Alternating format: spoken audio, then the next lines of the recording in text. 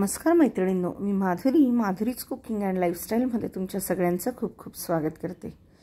तर कारल्याचं नाव काढलं की अगदी नाक मुरडणारे भरपूर भेटतील, पण ही रेसिपी अशी आहे की ज्यांना आवडत नाही ते देखील आवडीने अगदी बोटं चाटून कारल्याची भाजी खातील। चला तर मास भरलेलं चमचमीत कारलं कसं बनवायचं त्याची रेसिपी आपण बघणार आहोत। तुम्हाला भाजी बघून तर ती टेम्पटिंग वाटतच असेल। चला तर मग जास्त उशीर न करता रेसिपीला सुरुवात करूया।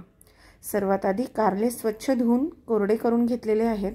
आता त्याचे साइडचे देठ असे काढून घ्यायचे आणि ह्या सालकाडीच्या किंवा कटरच्या साहाय्याने हे मधलं बी असं काढून घ्यायचं आहे। अतिशय सोपी पद्धत आहे बी काढायची, काहीच त्याच्यामध्ये आपल्याला वेळ लागत नाही।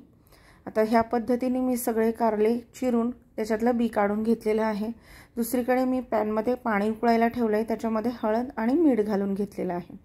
साहित्य: शेंगदाण्याचं कूट, धने पावडर, जिरं मोहरी, हळद, लाल मिरची पावडर, चिंच, गूळ, गरम मसाला आणि चवीप्रमाणे मीठ। आता हे पाणी छान उकळलं आहे, ह्याच्यामध्ये चिरून घेतलेले कारले आपल्याला टाकून घ्यायचे आहेत। पाणी उकळल्याशिवाय शक्यतोवर कारले नाही घालायचे आणि मीठ आणि हळद टाकायला अजिबात नाही विसरायचं। आता याच्यावर झाकण ठेवून एक 10 ते 15 मिनिट याला शिजवून घ्यायचं आहे। आता स्टफिंगसाठी शेंगदाण्याचं कूट, त्याच्यामध्ये चवीपुरतं मीठ घालायचं आहे, गरम मसाला म्हणजे काळा मसाला घालायचा आहे, लाल मिरची पावडर घालायचं आहे, थोडीशी हळद घालायची आहे आणि धण्याची पावडर कंपल्सरी घालायची आहे, अजिबात स्किप करायची नाही। आणि हा आहे चिंचेचा कोळ, तो देखील ह्या स्टफिंगमध्येच आपण घालून घेणार आहोत। चिंचगुळाचं अचूक प्रमाण म्हणजे जेवढी चिंच घेतलेली आहे तेवढाच गूळ घालायचा आहे। आणि आता हे सगळं छान व्यवस्थित एकजीव करून घ्यायचं आहे। गूळ देखील मी पाण्यामध्ये घालून ठेवला होता, त्याच्यामुळे ह्या मसाल्यामध्ये तो मिक्स करायला सोपा जाईल। आता चिंच, गूळ आणि बाकी जे जिन्नस आहे ते सगळं आपण एकत्र एकजीव करून घेणार आहोत। जोपर्यंत कारले उकडून होत आहेत तोपर्यंत आपण मसाला बनवून घेतलेला आहे। हे सगळं एकजीव झालं पाहिजे, म्हणजे भाजीला खूप छान चव येते। आता आपण याला साईडला ठेवूया। थोडासा गुळाचा खडा जर राहिला असेल तर त्याला छान मॅश करून घ्यायचं आहे। आणि दुसरीकडे आपले कारले उकडलेत की नाही ते देखील आपण आता चेक करून घेऊया।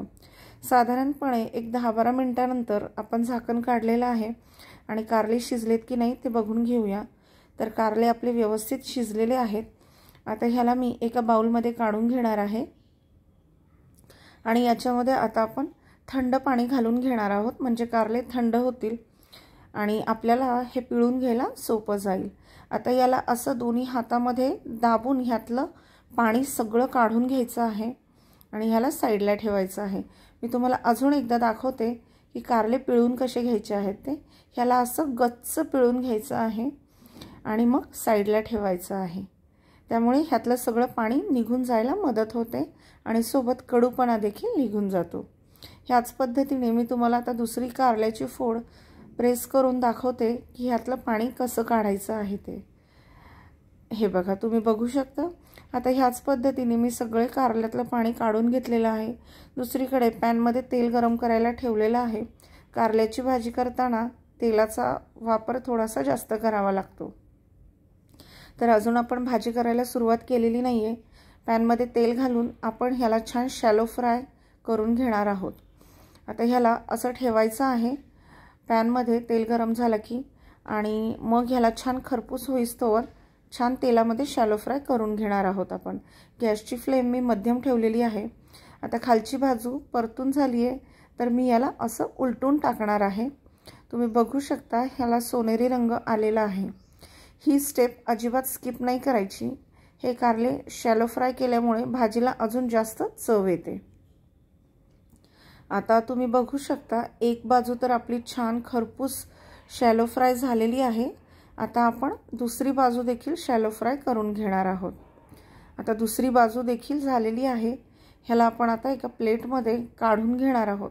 आपला मसाला तर तयारच आहे, आता आपल्याला फक्त भाजी बनवून घ्यायची आहे। गॅसची फ्लेम मध्यमच ठेवायची आहे। आता ह्याला एका प्लेटमध्ये मी काढून घेते आणि याला थोडंसं थंड होऊ द्यायचं आहे, कारण गरम गरम ह्याच्यामध्ये आपल्याला मसाला भरता येणार नाही। त्याच्यामुळे घाई अजिबात करायची नाही। साधारणपणे 5 मिनिटभर याला साईडला ठेवायचं आहे। तुम्ही बघू शकता ह्याचा रंग देखील। आता एक 5 मिनिटानंतर हे थंड झालेलं आहे। ह्याच्यामध्ये आपण जो करून घेतलेला मसाला आहे तो स्टफ करून घ्यायचा आहे। त्याच्यामुळे भाजीला खूप छान चव येते आणि हा मसाला देखील याच्यामध्ये असाच राहतो। ह्याचं वैशिष्ट्य म्हणजे ही कारल्याची भाजी अजिबात कडू लागत नाही। ज्याला आवडत नाही ते देखील आवडीने खाणार। अगदी लहान मुलांपासून ते मोठ्यांपर्यंत सगळे नक्की खाणार। आपल्याला माहिती आहे कारल्याची भाजी ही अतिशय औषधी असते आणि त्याची टेस्ट कडू असल्यामुळे बरेच जण ही कारल्याची भाजी खात नाही। पण तुम्ही ह्या पद्धतीने करून बघा, ही भाजी नक्की आवडेल। आणि भाजी जर आवडली असेल तर चॅनलला लाईक, शेअर आणि सबस्क्राइब करायला विसरू नका। सोबत दिलेल्या बेल आयकॉनवरही क्लिक करा। आता ह्या पद्धतीने हा मसाला छान याच्यामध्ये स्टफ करून घ्यायचा आहे। दुसरीकडे मी पॅनमध्ये तेल गरम करायला ठेवलेलं आहे। जोपर्यंत मसाला स्टफ करून होतोय तोपर्यंत तेल देखील छान गरम होईल। आता ऑलमोस्ट सगळ्याच कारल्यामध्ये आपला मसाला भरून झालेला आहे। तर आता आपण भाजी करून घेऊयात।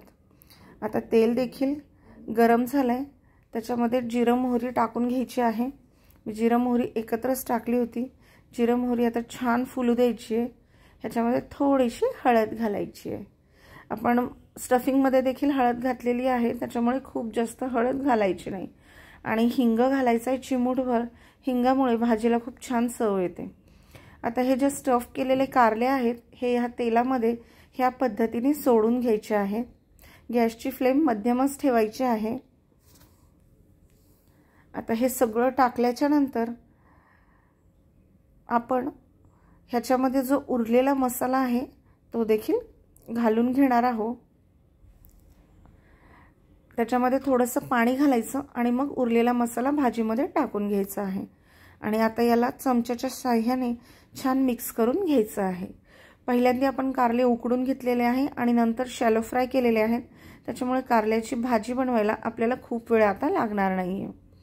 आता हे असं चमच्याच्या साहाय्याने मिक्स केल्यानंतर ह्याच्यावर झाकण ठेवायचं आहे आणि एक 5 ते 7 मिनिट ही भाजी अशीच शिजवून घ्यायची आहे। तर तुम्ही बघू शकता याला असं खालीवर करायचं आहे म्हणजे छान मिक्स होतं। मसाला देखील अगदी मस्त फ्राय झालेला आहे आणि ऑलमोस्ट आपली भाजी झालेली आहे। आता याला 1 मिनिटभर असंच ठेवायचं आणि आता तुम्ही बघू शकता भाजी बनून तयार आहे। तुम्ही भाकरी किंवा पोळी अगदी कशासोबतही हे भरलं कारलं खाऊ शकता। आता मी याला बाउलमध्ये सर्व करून घेतलेला आहे। तर ह्याच्यावर मस्त हिरवीगार बारीक चिरलेली कोथिंबीर घालायची आहे आणि भाजी कशी झाली आहे ते टेस्ट करून बघायचं आहे। तर तुम्ही बघू शकता भाजी अतिशय टेम्पटिंग दिसतीये। तर मैत्रिणींनो, रेसिपी नक्की ट्राय करा आणि कारलं कसं वाटलं ते सांगायला विसरू नका। भेटूया पुढच्या रेसिपीपर्यंत तुम्हा सगळ्यांना खूप खूप धन्यवाद।